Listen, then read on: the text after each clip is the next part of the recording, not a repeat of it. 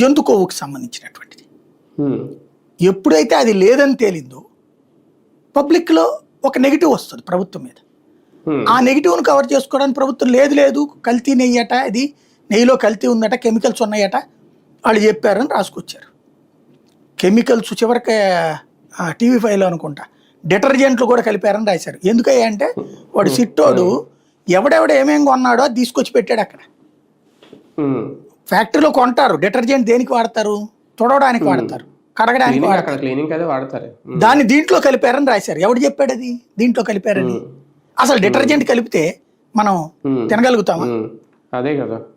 లేదు పామాయిల్ కలిపితే మనం తినగలుగుతామా? ఆ స్మెల్ వచ్చేదా? 5 సంవత్సరాలు ప్రజలు లడ్డూలు తిన్నారు. తిన్న లడ్డూలో మనకి పామాయిల్ ఎట్టుంటుందో తెలుసు, డాల్డా ఎట్టుంటుందో తెలుసు, నెయ్యి ఎట్టుంటుందో తెలుసు, అన్నీ తెలుసు ప్రతి ఒక్కరికి. తెలియని భక్తులు ఎవరూ లేరు, తెలియని మహిళ ఎవరూ లేరు. ఉంటే వదిలిపెట్టడానికి 5 సంవత్సరాలు అప్పుడే హడావిడి జరిగేది కదా. ఇంకోటి వీటిట్లలో కొన్ని ఏమి కలుపుతారు ఖచ్చితంగా. ఇప్పుడు మీరు ఒక నూనెని తీసుకెళ్లి చెక్ చేయించండి.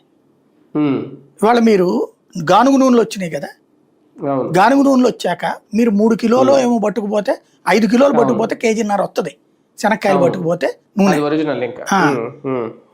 5 కిలోల శనక్కాయ గుళ్ళు ఎంత అయింది? దగ్గర ఒక 500 అయింది అనుకోండి. 500కి మీకు 1.5 లీటర్ వచ్చింది.